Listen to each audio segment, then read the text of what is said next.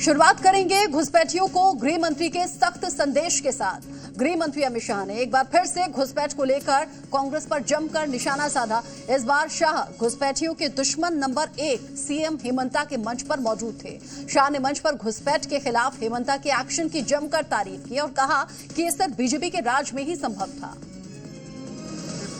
अमित शाह ने पहले डिब्रूगढ़ में नए विधानसभा के लिए नींव रखी और असम की सबसे बड़ी समस्या घुसपैठ को लेकर कांग्रेस पर जमकर बरसे। कांग्रेस पार्टी ने असम को घुसपैठ कर अपनी वोट बैंक की राजनीति से सत्ता प्राप्त करने का घुसपैठियों के माध्यम से एक हथियार बनाया। इसके साथ ही घुसपैठियों पर कार्रवाई के लिए सीएम हेमंता की जमकर तारीफ हुई। डेमोग्राफी बदलने का सिलसिला उन्होंने बंद कर दिया। 1,26,000 एकड़ भूमि बांग्लादेशी घुसपैठियों से मुक्त कराने का काम ये भारतीय जनता पार्टी की सरकार ने। डिब्रूगढ़ के बाद शाह धेमाजी में युवा महोत्सव में शामिल हुए। यूपी में 2027 में होने जा रहे चुनाव में अभी वक्त है, लेकिन बीजेपी विधायकों की नींद अभी से उड़ी हुई है, जिसकी वजह है यहां होने वाले सर्वे का सिलसिला, जिससे तय होगा कि किस सीटिंग एमएलए की सीट बचेगी और किसका पत्ता कटेगा। सीएम योगी खुद इसकी मॉनिटरिंग कर रहे हैं, जिसका मतलब है सर्वे के जरिए तैयार की गई रिपोर्ट में कोई घालमेल संभव नहीं है। सर्वे का पहला दौर खत्म हो चुका है, जिसमें 403 सीटों पर सर्वे किया गया। सिटिंग एमएलए के कामकाज की जानकारी जुटाई गई, क्षेत्र में उपलब्धता और जनता से कनेक्शन की समीक्षा की गई और अब बारी दूसरे सर्वे की है। उत्तर प्रदेश में बीजेपी के विधायकों का इंटरनल सर्वे फरवरी के दूसरे या तीसरे हफ्ते में शुरू हो जाएगा। एक सर्वे पूरा होने के बाद एक और सर्वे की खबर से विधायकों के दिल की धड़कनें अब बढ़ गई हैं। सर्वेयर कंपनी तमाम विधायकों के क्षेत्र में जाकर पूर्व विस्तारक, आम लोग और जिला अध्यक्षों के साथ बातचीत करके सर्वे की रिपोर्ट बनाएगी, क्योंकि सभी सर्वे रिपोर्ट का मिलान कर ही फाइनल रिपोर्ट तैयार की जाएगी। उधर महोबा पहुंचे जल शक्ति मंत्री स्वतंत्र देव सिंह को अपनी ही पार्टी के विधायक बृजभूषण राजपूत और उनके समर्थकों की नाराजगी झेलनी पड़ी। गांव में पानी की किल्लत और बदहाल सड़कों से नाराज बीजेपी विधायक और उनके समर्थकों ने स्वतंत्र देव सिंह का रास्ता ही रोक लिया। नौबत यहां तक आ गई कि नोकझोंक और धक्का मुक्की तक होने लगी। हालात बिगड़ते देख स्वतंत्र देव सिंह विधायक बृजभूषण राजपूत और उनके समर्थकों की शिकायत को दूर करने का भरोसा देने लगे। पानी नहीं मिलेगा तो अभी सस्पेंड करूंगा अधिकारियों को। नहीं मुझे क्यों मानना है यार? सड़कें खुद ही रहेगी तब भी मैं सस्पेंड कर दूंगा। ये कागज नहीं गाँव में चलते। हालांकि विधायक बृजभूषण राजपूत और उनके समर्थक आश्वासन नहीं, एक्शन की मांग पर अड़े रहे। काफी देर तक गहमा गहमी का माहौल रहा।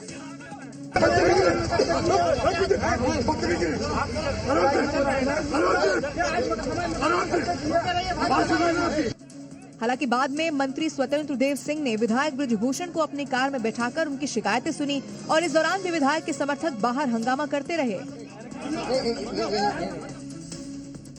खबर अब महाराष्ट्र से, जहां पर डिप्टी सीएम अजीत पवार के विमान हादसे में निधन के बाद डिप्टी सीएम पद अजीत पवार के पास रहे विभाग और एनसीपी के दोनों धड़ों के मर्जर को लेकर चर्चाएं तेज हो गई हैं। इसको लेकर एनसीपी के नेता सीएम फडणवीस से लगातार बात कर रहे हैं, क्योंकि हर किसी के जहन में इस समय 3 बातें ही गूंज रही है। पहली, कौन संभालेगा एनसीपी की विरासत? दूसरी, सुनेत्रा पवार बनेगी महाराष्ट्र की डिप्टी सीएम। तीसरी, शरद अजीत गुट का विलय होगा। एनसीपी के सीनियर लीडर प्रफुल्ल पटेल, सुनील तटकरे और छगन भुजबल ने सीएम देवेंद्र फडणवीस से मुलाकात की। पार्टी का मकसद अजीत पवार के पास रहे महत्वपूर्ण पदों पर अपनी पकड़ बनाए रखना है। खबर है कि सुनेत्रा पवार डिप्टी सीएम बन सकती है और प्रफुल्ल पटेल पार्टी के राष्ट्रीय अध्यक्ष बनाए जा सकते हैं। पहुंचा है, आघात हुआ है और हम उसी भावना के हिसाब से अनुरूप बिल्कुल योग्य निर्णय लेने जा रहे हैं। इसके अलावा चर्चा इस बात की भी है कि एनसीपी अजीत गुट और एनसीपी शरद चंद्र पवार गुट का मर्जर हो सकता है। खबर है कि इसको लेकर काफी पहले से चर्चा चल रही थी। मर्जर की बातें तो कई दिन से चल रही थी और 3-4 महीने में इसकी बातें अजय दादा और सभी नेताओं के साथ हुई भी थी। एनसीपी के दोनों धड़ों के नेता कह रहे हैं कि अजीत पवार की इच्छा दोनों एनसीपी को एकजुट करने की थी। बिहार के डिप्टी सीएम विजय सिन्हा का कड़क अंदाज एक बार फिर से देखने को मिला। गया में भूमि सुधार संवाद कार्यक्रम में डिप्टी सीएम ने एक सीईओ को भ्रष्टाचार के आरोप में मौके पर ही निलंबित कर दिया। सीईओ पर रिश्वत लेने का आरोप था। कोई दबंगा ये शख्स बीते कई महीनों से अपनी जमीन की रजिस्ट्री के लिए दौड़ रहा था। आखिर में फरियाद लेकर पहुंचा डिप्टी सीएम के पास, जहां आरोपी सीओ अरशद मदनी भी मौजूद थे। ऑडियो में सुनाता हूँ सर, जमाबंदी खतियान सब फर्जी अगला के है सर, और अगला के कोऑपरेट कर ले हैं सर। नहीं सर एडीएम डीएम साहब से 2 बार मिले हैं सर। इसी दौरान फरियादी सीओ का ऑडियो डिप्टी सीएम के सामने पेश करता है। ऑडियो वहाँ दे दीजिए। चलिए, बात समझ में आ गई है। ऑडियो सुनाइए, क्या ऑडियो? ऑडियो की पुष्टि होते ही डिप्टी सीएम एक्शन में आ जाते हैं। मैं अभी आपको तत्काल प्रभाव से इनके पावर को वहाँ सीज करिए, ऐसे नहीं चलेगा। भ्रष्ट अधिकारी पर कार्रवाई होते ही वहां मौजूद फरियादी तालियां बजाकर इसका स्वागत करते हैं। खबरों में आगे बढ़ेंगे। सत्ता की हनक बहुत तगड़ी चीज होती है, और जब भाई ही विधायक हो तो जरा सोचिए वो किस लेवल की होगी।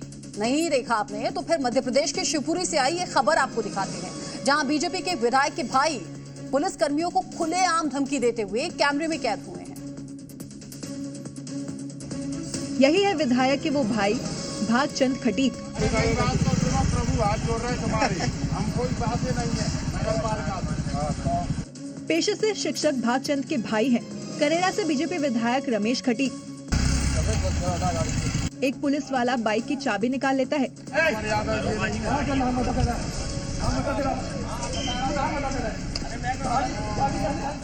धमकी अलग लेवल पर पहुंच जाती है, पर दूसरा पुलिस वाला भड़क उठता है।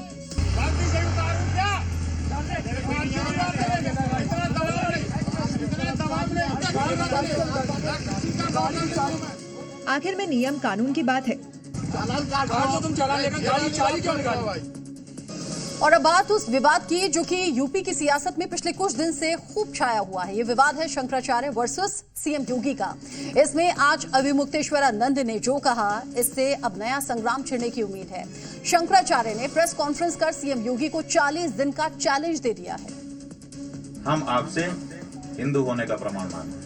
वैसे तो अविमुक्तेश्वरानंद माघ मेला छोड़कर चले गए, लेकिन सीएम योगी के खिलाफ उनका ये युद्ध जारी है। वहीं दूसरी तरफ योगी प्रशासन अविमुक्तेश्वरानंद को मनाने में जुटा है, लेकिन अविमुक्तेश्वरानंद ने तो अब नई लड़ाई की शुरुआत कर दी है।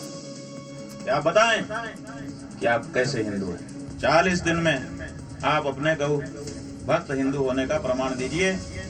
अगर आप ये प्रमाण नहीं दे पाते हैं तो ये समझा जाएगा कि आप नकली हिंदू हैं। यानी जो लड़ाई प्रमाण से शुरू हुई वो अब प्रमाण पर ही आकर फिर से खड़ी हो गई है, क्योंकि विवाद शुरू होते ही सीएम योगी ने भी निशाना साधा था। एक योगी के लिए, एक सन्यासी के लिए, एक संत के लिए धर्म और राष्ट्र से बढ़कर के कुछ नहीं हो सकता।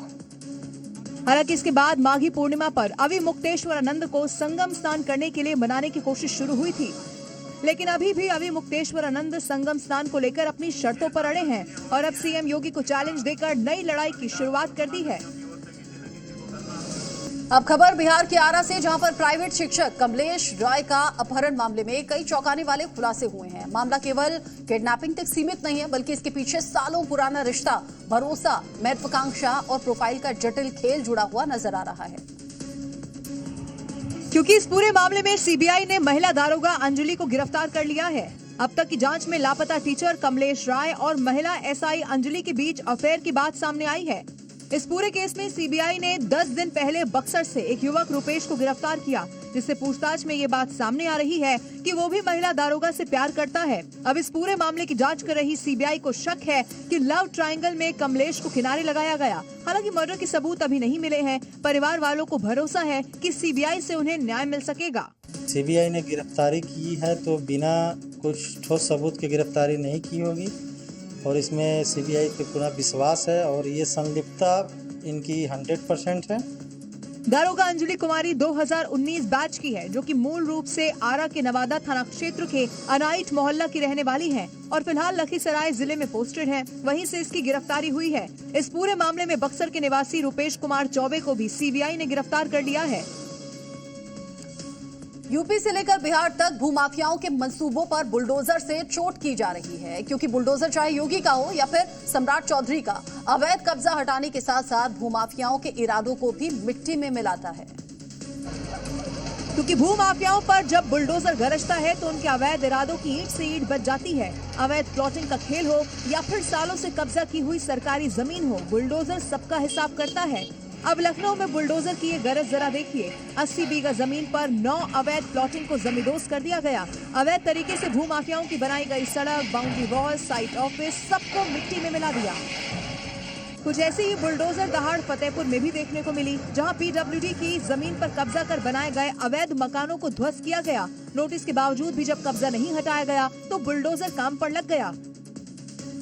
यूपी की तरह बिहार में भी बुलडोजर अपने मिशन पर है। सीतामढ़ी में सालों से कब्जा की हुई सरकारी जमीन को बुलडोजर ने चंद मिनटों में कब्जा मुक्त करा दिया।